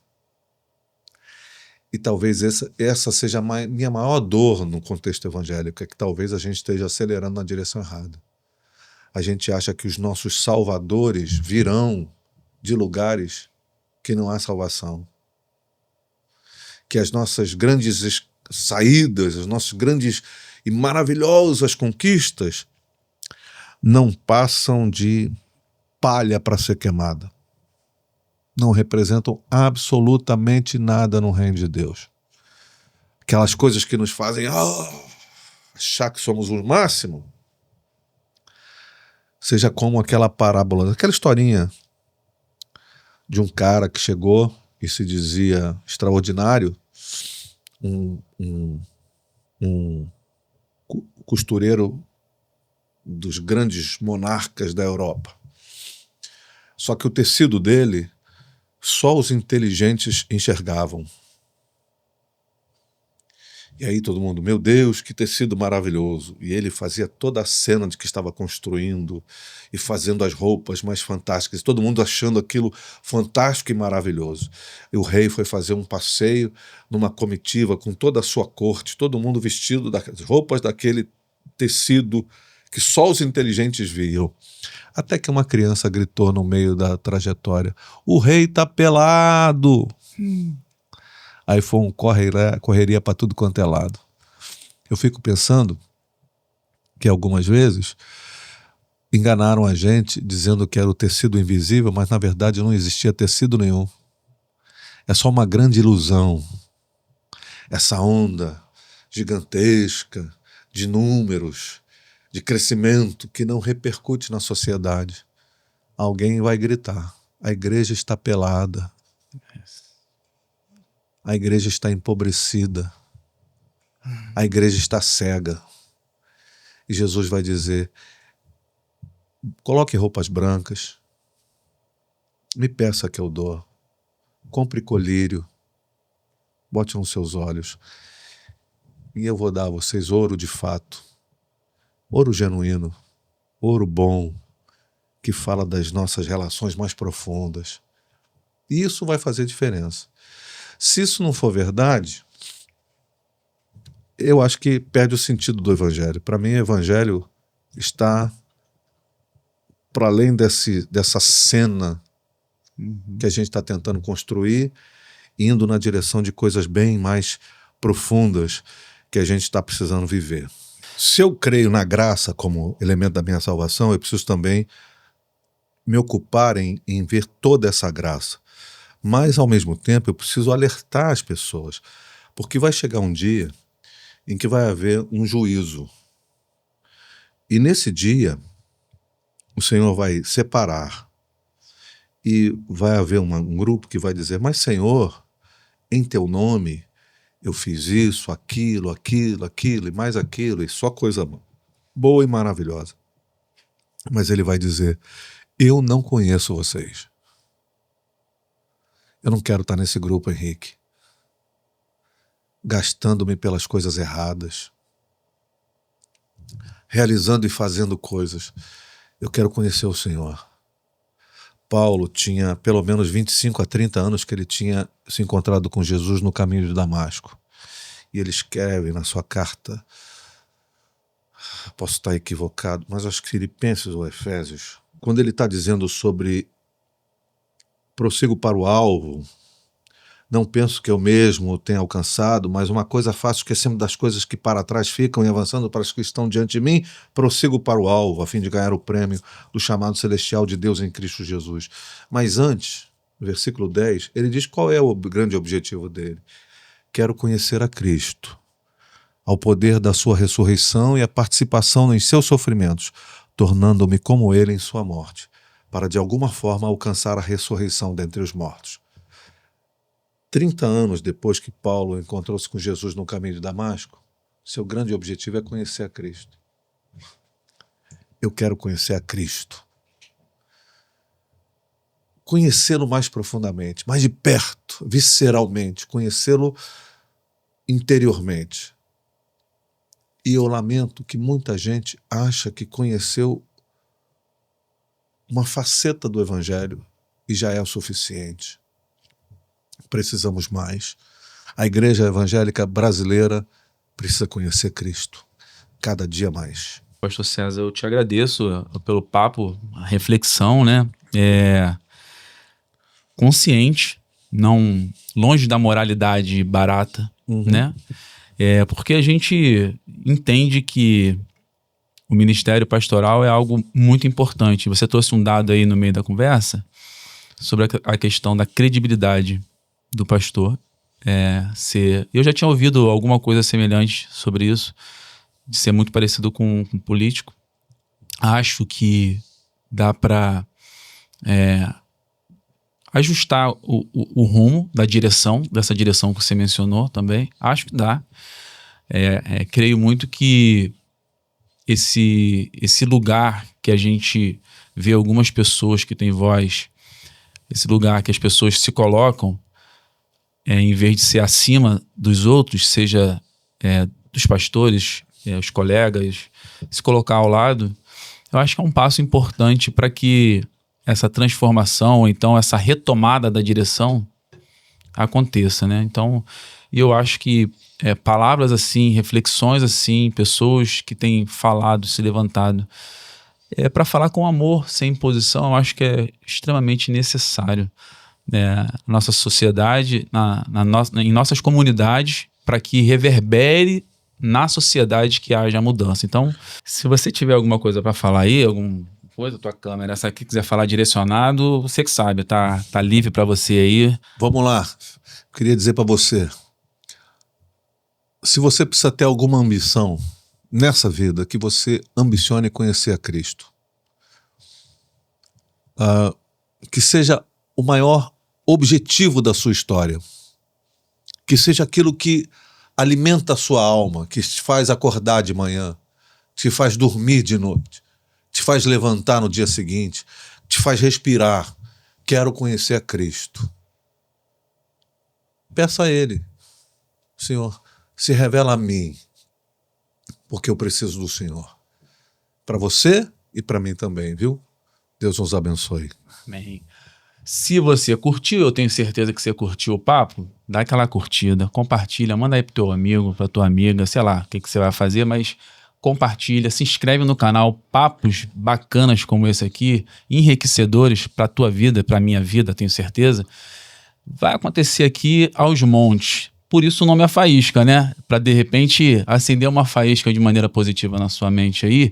Vai ter a questão do senso crítico, vai ter a questão do próprio evangelho iluminando a tua vida de uma maneira simples e pura, mas que você caminhe com a gente aí e aproveite os vídeos aí, tá? Valeu, até o próximo.